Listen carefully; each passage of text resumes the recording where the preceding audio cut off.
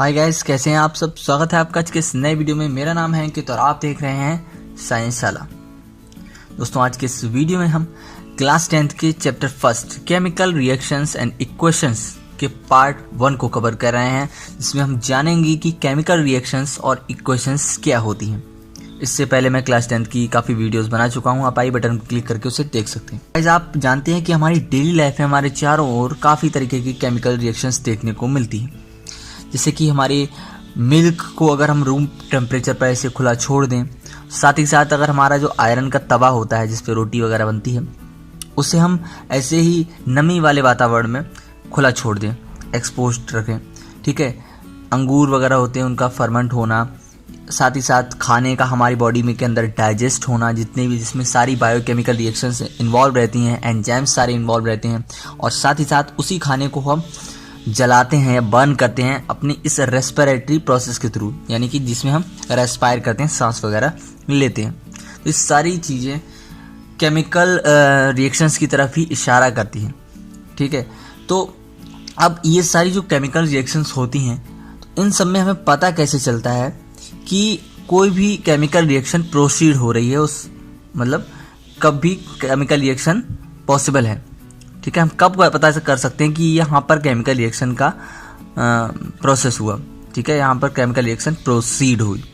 तो उसके कुछ इंडिकेशंस हैं, जिसमें आता है चेंज इन स्टेट। वहाँ पर जो हमारा रिएक्टेंट होगा या जो हमारे पास वस्तु होगी या सब्सटेंस होगा, उसकी स्टेट में चेंज आ जाएगा, चाहे वो सॉलिड से लिक्विड, लिक्विड से गैस बन सकता है या फिर सॉलिड से सीधे भी गैस बन सकता है। तो हम कह सकते हैं कि यहाँ पर केमिकल रिएक्शन हुई, ठीक है। साथ ही साथ उसका कलर चेंज हो सकता है, और उसके चेंज होने में जो गैस का जो इवॉल्व होता है, गैस का एवोल्यूशन भी उसमें देखने को मिल सकता है।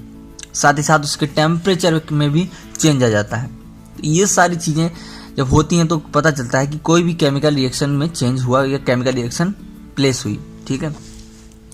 इसके साथ ही जो केमिकल रिएक्शन है उसका एक एग्जाम्पल देखते हैं और हम समझते हैं कि केमिकल रिएक्शन और इक्वेशन में क्या फ़र्क होता है।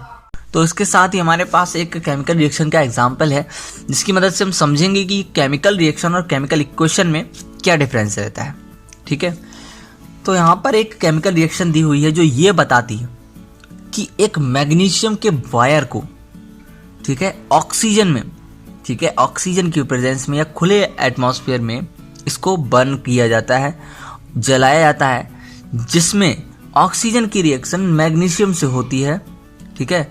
और उस केमिकल रिएक्शन के बाद क्या बनता है, मैग्नीशियम ऑक्साइड बनता है, ठीक है। तो इस रिएक्शन में magnesium and oxygen as a reactant लिए जाते हैं, और उस रिएक्शन में, उस केमिकल रिएक्शन की प्रोसेस होने के बाद magnesium oxide as a product बनता है। तो इस ऊपर जो हमने केमिकल रिएक्शन लिख रखी है, इस तरीके से इसको बताने में, लिखने में और समझने में काफ़ी कॉम्प्लिकेशंस रहती हैं। तो इसके लिए हमारे पास, हम जनरली समझने पढ़ाने के लिए इन केमिकल रिएक्शंस का यूज़ नहीं करते। हम किसी भी केमिकल रिएक्शन को बताने के लिए कि भैया ये केमिकल रिएक्शन होगी जब ये दोनों चीज़ें आपस में मिलेंगी और हमारा ये पी प्रोडक्ट बनेगा, इसके लिए हम केमिकल इक्वेशंस का यूज़ करते हैं। इन केमिकल रिएक्शंस में जो रिएक्टेंट मिलते हैं और जो प्रोडक्ट बनते हैं, उनको डिनोट करने के लिए हम उनके सिंबल्स का यूज़ और मॉलिक्यूलर फार्मूले का यूज़ करते हैं, ठीक है। और जो केमिकल रिएक्टेंट आपस में रिएक्ट कर रहे होते हैं, उनके बीच में हम प्लस साइन को यूज करते हैं, जो ये बात बताते हैं कि यहाँ पर इन दो रिएक्टेंट्स को जोड़ा जा रहा है, आपस में ये दोनों रिएक्ट कर रहे हैं।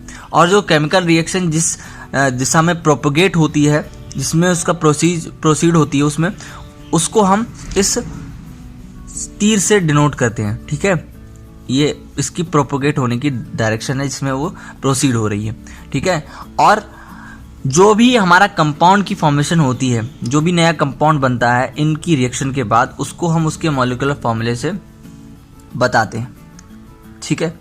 इस तरीके से एक केमिकल इक्वेशन को बताया जाता है। इस एक केमिकल इक्वेशन में इन एटम्स की स्टेट जो होती हैं वो यहाँ पर बताई जाती हैं कि दिया हुआ एटम या जो हमारा मॉलिक्यूल है या जो हमारा कंपाउंड बना है, वो किस फॉर्म में एग्जिस्ट करता है।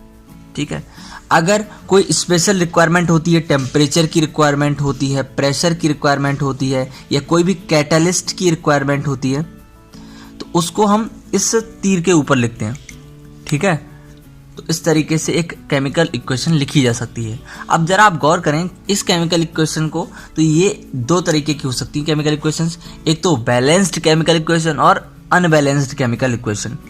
ठीक है, अनबैलेंस्ड केमिकल इक्वेशन केवल ये बताती है कि कौन से दो रिएक्टेंट को मिलाकर किस तरीके का प्रोडक्ट बनाया जाता है या क्या प्रोडक्ट बनाया जा सकता है। लेकिन बैलेंस्ड केमिकल इक्वेशन ये बात भी बताती है कि कितने मोल रिएक्टेंट के आपस में रिएक्ट करेंगे या किस रेशियो में इन रिएक्टेंट को रिएक्ट कराया जा रहा है, और केमिकल रिएक्शन के बाद किस रेशियो में हमारे लिए या कितने मोल हमारे लिए नया प्रोडक्ट मिलेगा।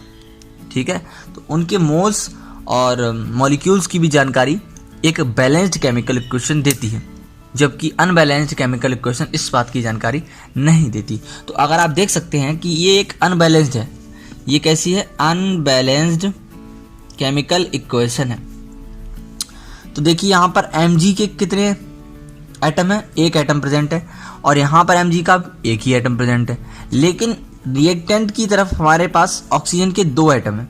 ठीक है, दो एटम है और यहाँ पर एक एटम है। तो इसे बैलेंस करने के लिए हम क्या करेंगे, यहाँ पर दो लगा देंगे। ठीक है, तो यहाँ पर अब दो एटम यहाँ भी हो गए, दो एटम यहाँ भी हो गए, लेकिन अब यहाँ पर Mg के दो हो गए और यहाँ पर Mg का एक है, तो दोनों तरफ हमारे लिए क्या करना है, बैलेंस्ड रखना है।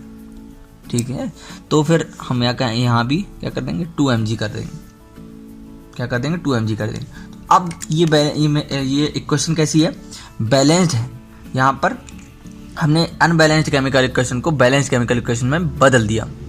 तो दोस्तों इन छोटे छोटे रूल्स को फॉलो करके समझ के एक अनबैलेंस्ड केमिकल इक्वेशन को बैलेंस बनाया जाता है। तो ये बस एक बेसिक एग्जांपल था। आगे के पार्ट में हम समझेंगे कि ये कैसे किया जाता है, इसके बेसिक स्टेप्स क्या होते हैं। ये तो बहुत हल्की सी छोटी सी रिएक्शन थी, मैंने आपको बस एक एग्जाम्पल के तौर पे समझाई। बाकी अगले पार्ट में हम इसको डिटेल में कवर करेंगे, इसी टॉपिक को समझेंगे कि how to balance a chemical equation. ठीक है, तो उसके लिए चैनल को सब्सक्राइब जरूर कर लें, वीडियो को लाइक करें और बेल आइकन को भी दबा लें, ताकि जैसे ही वो वीडियो आए आपको वो चीज़ पता चल जाए, आप वीडियो देख पाएँ। ठीक है, तो आज की वीडियो में बस इतना ही। उम्मीद है वीडियो पसंद आई होगी, पसंद आई तो लाइक करें। मैं मिलूंगा हमारी अगले वीडियो में, तब तक के लिए गुड बाय।